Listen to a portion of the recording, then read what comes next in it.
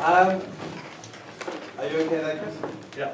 So, yes, that was me, 1988. And in fact, the book that he's referring to was called Into the 21st Century, An Agenda for Political Realignment, and had in it chapters by Simon Hughes and by Michael Meadowcroft, but also by Peter Tatchell, who you may remember was had some interest with Simon earlier in the 80s. Peter Hain did a chapter as well, Simon Hepditch.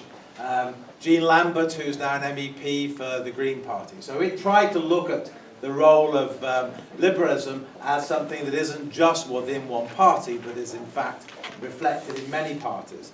That's not what I'm talking about, but it's an interesting situation because we're back in that conversation, I think, in this year, which is that working together, as you're talking about in the context of the Euro election, is clearly something which will help to build bridges. And I was listening to the end part of the conversation. I did go to Spain and lived there for 5 years in San Sebastian, a wonderful place if you haven't been, best food in Europe. But I also have been in a number of European Union coordination meetings because I've advised the UK government, I've advised the Danish government, and I've advised the European Union. And I have to say, the Europeans will, in some ways, will be really pleased if we go, because they're getting fed up with the conversation that has gone on with the way that Britain has behaved in the context of not being a full partner and acting that way, and often undermining positions that the European Union has on the environmental issues at the UN. So I just share that with you, and I might come back to an example of that as we go through. So my role in life at the moment, or has been for the last 20 years, I used to run an environmental organisation called Stakeholder Forum for a Sustainable Future, and I was engaged in intergovernmental activities. So I wasn't allowed to, when I signed my contract, to be active in party politics, which is why I disappeared for 20 years. It's one of the things that unfortunately restricts whether you can continue that particular work. And so what I wanted to do is to take you through a conversation around why last year was possibly the most important year for multilateralism in the context of environment and sustainable development, because it was a substantive year in the context of agreements. And to do that, I'm going to take us back to '92. But I'm also going to try and make some suggestions about what the UK can do. And I do this living now in North Carolina, so I feel very comfortable to make a comment on what the UK should do on these particular issues. And in, do you have the next slide? In 1992, environment was at to some extent at its early peak. We'd had the big crisis around the ozone layer. If you remember, the CFCs released from the aerosols and the refrigerators had caused hole over the Antarctic, and so there was a real push in a relatively small period of time to try and address that and to ensure that we rebuilt the ozone layer so it would protect us from harmful UV light. And in '92 there'd been a process to come to an agreement on climate change and on biodiversity, both of which were recognised as critical issues that needed to be addressed. Biodiversity, because we were losing a lot of the biodiversity on the Earth and we had no plan on how to deal with it. And on climate change, because it became clearer and clearer in the 80s that, in fact, we were starting to damage the environment and in the output of methane and carbon dioxide. And one of the interesting things there was that they bedded the conversation in science. So it wasn't first a political conversation. They set up an intergovernmental panel on climate change so that the scientists could tell us what was happening. And the 20 years that we've gone since '92, that science has become more accurate and the predictions have become more worrying. And in the 1990s, could you, in a second, put the next one, we went through a process, you've already done it, we went through a process of UN events which tried to somehow move the world community in a particular direction, in a direction that will be more sustainable, more socially just, and would address the emerging issues that were already starting to come to the forefront. I guess a lot of us thought in the 1990s that we had more time for some of these things. It turned out not to be true. The important aspect of the 92 summit wasn't just that it did this biodiversity convention and this convention on climate change, both really important things, but it also set up some principles on how to manage the global forests, particularly the tropical forests, which were also decreasing and needed to be there to be able to, give us our oxygen to live on this planet. But it also recognized that the role of stakeholders in society was really important. And to some extent, this is very similar to community politics. It's about you working with different groups in society to try and make your community, your country, the world a better place. Because involving your communities in the decision making often means you make better informed decisions. And it's the same at the national level and at the global level. The next slide, please. Who's Morris, please? Say again? Who's Morris? Oh, sorry, go back. Okay, so for those who are not so active in global environmental issues, Maurice Strong was the father of the environment. So he was the first Secretary General of the first ever UN Summit on Environment, which happened in 1972. He was the first head of the new institution the UN set up on environment, the UN Environment Programme in 1972.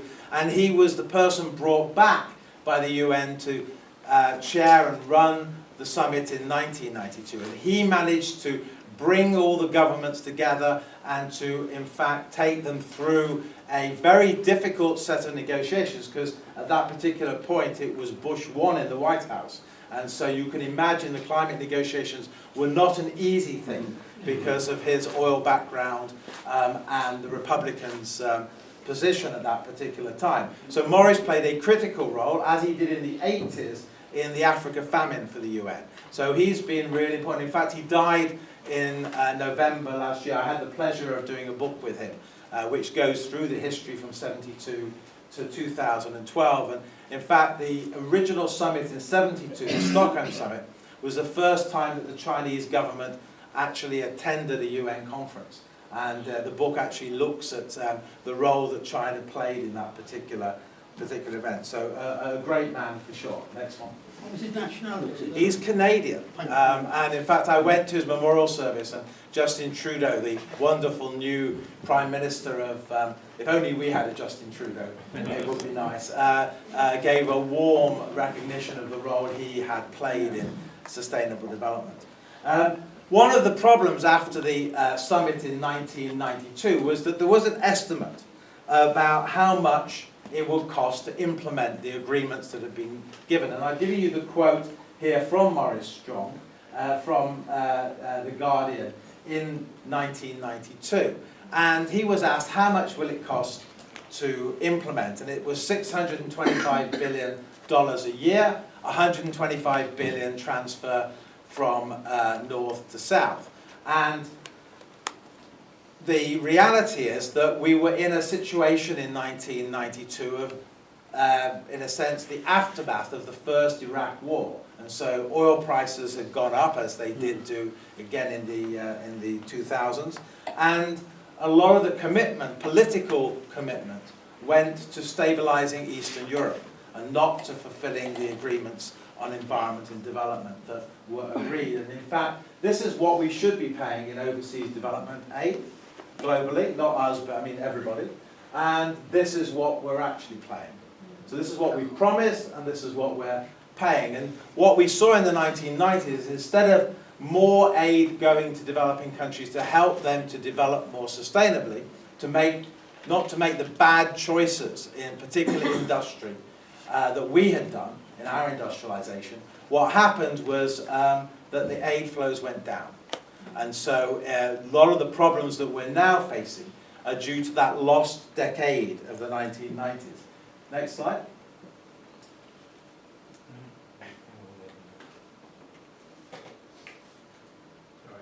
Okay. So there'd been in the 1990s a number of conferences. The Women's Conference happened in 95, the one on social development. There'd been a children's summit in 91. There'd been a human settlement conference in 1996, and this had been an attempt, as I said earlier, to try and get a global plan of what we needed to do. In the end, governments found it very difficult to implement a lot of these agreements, and so in 2000 they decided to try and simplify it. What could we do, really do, to focus the attention of particularly overseas development aid in delivering on some of the issues? And so governments agreed to 8 goals. So eradicating extreme poverty and hunger, achieving universal primary education, improving maternal health, dealing often with a lot of the symptoms but not the problems. And that has played a critical role in the context of focusing development aid to try and help move those. And we had some success in the next 10 years in addressing that. That was part of the discussion. And so in 2000 they agreed to this, and there was an attempt to try and then supplement this with an agreement in 2002 which would add some more goals and more targets, but this time much more on the environmental side, on energy, on sanitation, on consumption. Next slide. But what happened in 2001 was 9/11. And so by the time we arrived at the Johannesburg summit in 2002, there was no appetite for any commitments. War and peace, or war, trumped sustainable development every time. And the focus of most governments, northern governments, was on the issue of the implications of 9/11. And so this conference, which was meant to add the additional goals to the ones agreed in 2000, in the end was only able to add one additional target, just one, which was on sanitation. And so the sad thing was that we left that conference, which we had had so much hope for in moving us into the right direction, with very little outcome. But what we saw after 2002 was reflected in the quote from President Mbeki. Remember that the 2002 conference was held in South Africa, in Johannesburg, and President Mbeki had been presiding over the conference. And he said, we have not implemented the Monterey Consensus, which was on financing these goals. We've not made it difficult for the majority of developing countries, especially those in Africa, to be able to deliver the MDGs. And the Johannesburg Plan of Implementation, that document that only added a sanitation target, has become an insignificant, perhaps forgotten piece of paper. So by 2006, sustainable development, to some extent on the global level, environmental issues had ground to a halt. And the country that picked up the baton to try and move us back into a much better place was Brazil. And President Lula, President Lula, who was underneath President Mbeki, called in 2007 for a new summit on sustainable development, on environment and development issues, to try and ensure that we could try and create, in a sense, a planet which would be sustainable for us to live on, to address those new challenges that had come up. And of course, we all know what happened in 2008, which took the eyes of the world again away from the possibility of building a new consensus. The financial crisis, which added 53 million people into poverty because of the activities of a few bankers who perhaps, I don't even know how many got arrested, but in the end very, very few for the activities. They all knew what was happening. And that's why you're getting the reaction in the UK and other countries, the disillusionment with party politics, because people felt that the establishment didn't actually do what they should have done to hold the people accountable. The next slide. What we were then on was a trajectory to 2 different conversations. The first one was on climate change. We knew that in 2009 there had to be a decision what to do to address climate change, because they had agreed that the Kyoto Protocol, which had set targets for reduction in developed countries, was going to run out, and they needed to agree a new agreement on climate change. I mean, most of you in the room will know that Copenhagen did not work, that in fact it was a near disaster. President Obama managed to pick up a small thing which was known as the Copenhagen Consensus and get at least a non-binding agreement on the table which required all countries to list their carbon dioxide emissions. So there was a small success at the end of the conference. But I was in Copenhagen attending the meeting, and we all left Copenhagen very, very depressed, most of us missing planes because of the snow. We arrived in New York, and then governments had to decide, did they want a summit on sustainable development? I mean, you can imagine the mood of the delegates who landed, having come from the climate negotiations. They were not very positive. But on the 24th of December 2009, governments made the decision that they wanted to try and pull together again a global consensus on how we might address these issues. Rio Plus 20 happened in June 2012 in Rio de Janeiro, 20 years from the first Earth Summit. And the media misunderstood what the purpose of that conference was. They didn't understand how far we had fallen from the dreams and the hopes and the aspirations that had been set in 1992. And so they judged this conference against the 1992 conference. And of course, it was never, ever going to be able to deliver that, because we really had to rebuild trust among governments. We had to rebuild a narrative which would tell us whether we're going to move in the right direction and what the key changes that need to be. And so in the end, the way it was approached was as a launch pad, an opportunity to set in motion processes that could deliver, if we're lucky, something by 2015. They did two things. They reformed the global institutions that address sustainable development. The first one became the high-level political forum, and they made it such that every 4 years, not 20 years, but every 4 years, heads of state will come together and check whether they're going in the right direction. They reformed the UN Environment Programme to make it a membership of all countries, so that every country will be involved in looking at whether the environment is being addressed in a proper way. They started to approach the green economy, and for those who remember, after the 2008 financial crisis, the recovery packages in 2009 and 10 had a lot of green aspects to it. In fact, South Korea, 75% of the money from their recovery package went for green technology. 75%. For China, it was 37%. For Germany, 20%. I think the UK was like 6 or 7%. So we didn't use the money, we reduced that as opposed to investing in the future. A lost opportunity by that Labour government to actually take the opportunity to lead. The European Union as a whole, I think, was about 40% of the recovery package that they had was on green technologies. But that had an opportunity then to accelerate, and there have been a lot of developments, particularly in the renewable energy sector, that the money that went in from those recovery packages has meant that renewable energy is now very competitive with fossil fuel, and that's really important for us to be able to address the 1.5 or 2 degree rise in temperature, which is the only level that we can accept.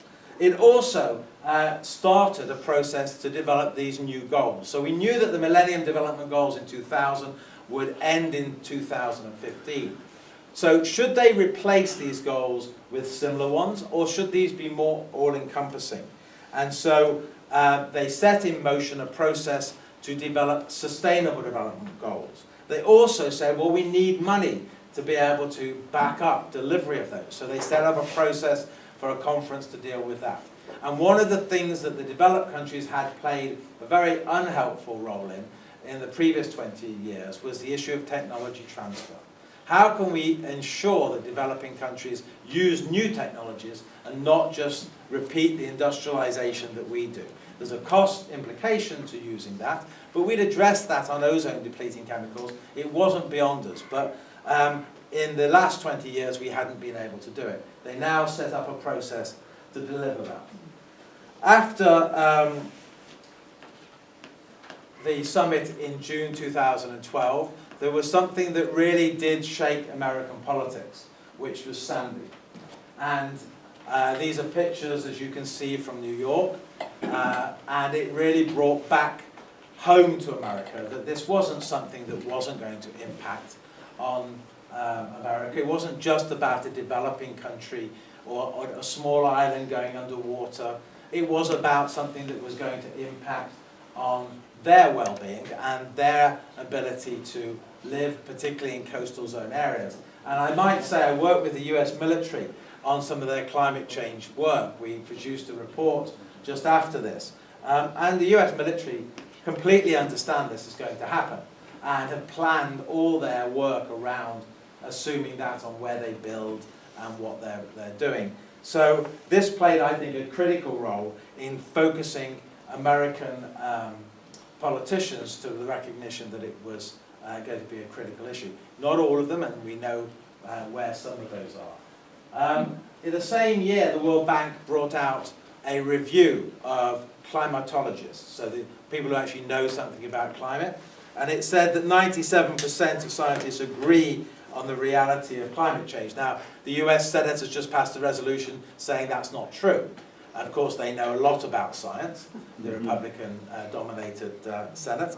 But the scientists themselves, and that's why it's really critical that you underpin any development on environmental issues by a solid scientific base, that is a striking thing. And I don't know if anyone watches John Oliver at all. Is it John Oliver? Who's he's a UK guy who does a chat show on the US, and he brought on a if you haven't done it, just Google him on climate, and he brought on, he said, we need to have a much more balanced debate, and what usually happens with the media is they bring someone out who's in favour of climate change happening, or accepts it's happening, someone who says it's not happening, and he says, we need to have a much more balanced position, so he brought out 97 scientists who agree it's happening, and 3 who don't. And so that kind of gave a very good visual to people about how challenging it is that the media often brings people out and gives them equal weighting when it's clear that that equal weighting should not be given. And I definitely recommend you to look at that if you have the chance, because it's very, very humorous. Can I have the next overhead? So I'm going to now focus on what this year has achieved, this last year. Next slide. So we had 3 events. The first one was the Financing Development meeting, which was in Addis Ababa in July. The second one, the Heads of State meeting in September in New York. And the third one was the Paris Climate Agreement. But to get to that point took a lot of work. So I mentioned that it was Brazil in 2007 that called for this summit on sustainable development in 2012. It was Colombia, Peru, Guatemala, and United Arab Emirates who came up with the idea of sustainable development goals. They presented at a meeting in Solo in Indonesia in July 2011. And then there was a process of persuading countries that they shouldn't have a set of goals that only address developing countries, but a set of goals that address all countries, because we are all on this planet and need to work out how we're going to live here sustainably. So to get to 2015, there was a process of 100 national consultations between 2012 and 2013. There was 14. There was 11 thematic consultations on energy, on water, on population. There was a high-level panel on sustainable development that had met prior to the 2012 summit, which had been headed by 2 heads of state and had helped the narrative around the Rio +20 process. And then there was a new one set up with Cameron as one of the heads of state, and the Indonesian and Liberia presidents as the other two heads of state, which came out, originally it was going to come out with a development perspective, but actually came out with a sustainable development perspective. Then there were, in 2014, 13 sessions of member states trying to work out what were the critical issues that we needed to address, should we address them, what would be the kind of targets, so not just what the goals would be, but what would be the targets. And then 8 intergovernmental negotiating sessions. Next slide. And so what's the difference between the Millennium Development Goals and the Sustainable Development Goals? Well, the MDGs deal with developing countries. The Sustainable Development Goals apply to all countries. The MDGs addressed development. The SDGs addressed sustainable development. The MDGs addressed the impacts, and the SDGs addressed the causes, the underlying causes behind it. Next slide. And so they came out with 17 goals. So remember that we had 8 for the Millennium Development Goals, 17 for the SDGs, 169 targets. And they deal with a wide range of issues, including inequality, including gender equality, including good health, including sustainable consumption and production, including peace and justice. So a very wide range of ones, as well as the typical ones you would have, like on climate change, on energy, on poverty, on biodiversity. So after all that period, we ended up with an agreement of the 194 countries to all work in the same direction. The next slide. And so one of the UK organisations where I worked for, or headed, Stakeholder Forum, then went through the goals, and out of 8, the marking is out of 8, looked at the targets under those and which ones applied to the UK. And so you can see that the one which clearly the UK has to address very fundamentally is the issue of climate change. The second one is energy access. The third is addressing the way we consume and we produce. And the fourth is addressing oceans. And why it's on that is it deals with fishes, and we are at the moment are at the limits of many of the fish in the ocean as far as overfishing them, and they are now in certain cases not going to be replenished. And of course we're dumping a lot of our waste into the oceans and increasing the nitrogen in the oceans, and will make it actually unlivable for fishes in aquatic life as we move forward. Next slide. So, what can the UK do in the context of the Sustainable Development Goals, and how could the Liberals be engaged in this? Well, what we need is a strategy. We now know what the goals and the targets are, and in fact there's a set of indicators that will be agreed in March, and the UK government is chairing the decision-making process. It's their National Statistical Office of the UK on what the global set of indicators will be. We need a strategy, so there should be government should announce a consultation process to develop that strategy. We should re-establish a Sustainable Development Council. Some of you may remember Jonathan Porritt chaired that 10 years ago, and then the incoming government of the Liberals and the Conservatives closed it down. It should be re-established. One of the differences between the agreement we made in 2015 and the one we made in 2000 or in 1992 was we didn't see a role for parliaments. Now we see a role for parliaments. The parliamentary select committees should hold the executive accountable to what they've signed up to. And that will be a really important, I think, way of moving forward. But this also applies to local and regional government as well. We did this in the 1990s through local Agenda 21s. Virtually every single local authority in the UK, and the Liberals played a leading role in doing that. Remember, particularly Sutton and Kingston and a number of the other councils who led the way on producing with their local communities a local Agenda 21 now need to do the same with this. And that should also apply to the committees in local and regional government in addressing these challenges at the local level. The climate change agreement, which was agreed in Paris, a huge improvement on where we were, but it took 6 years to get back to a point where the member states agreed to a new plan on climate change. And the critical issue here is every country now is involved. Every country is making a commitment.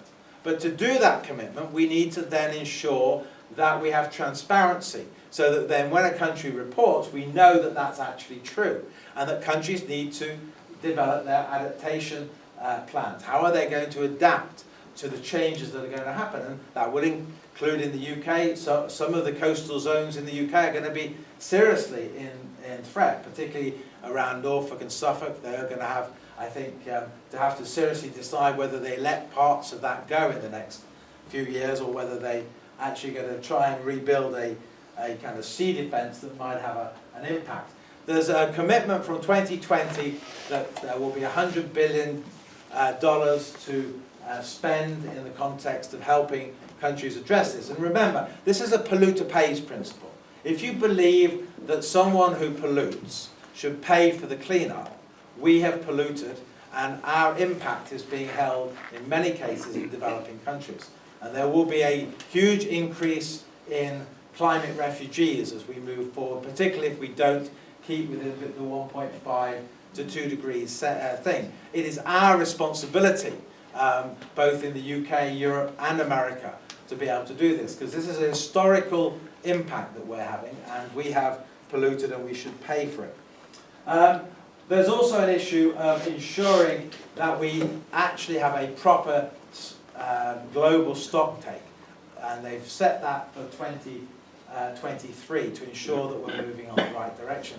Because I think that what's going to happen in the next 1 or 2 years is you're going to see a real massive push towards renewables, because it's not only going to be cheaper, but it's also going to make much, much more sense. It makes it a healthier place for people to be, and it also, in many cases, I live in America, so you can imagine the world I might live in. There's a lot of independence, shall we say, from many American citizens. The idea of having solar on their roofs actually goes very much for the more libertarian perspective, because you're no longer paying the companies, the companies are paying you because you're providing electricity into the grid.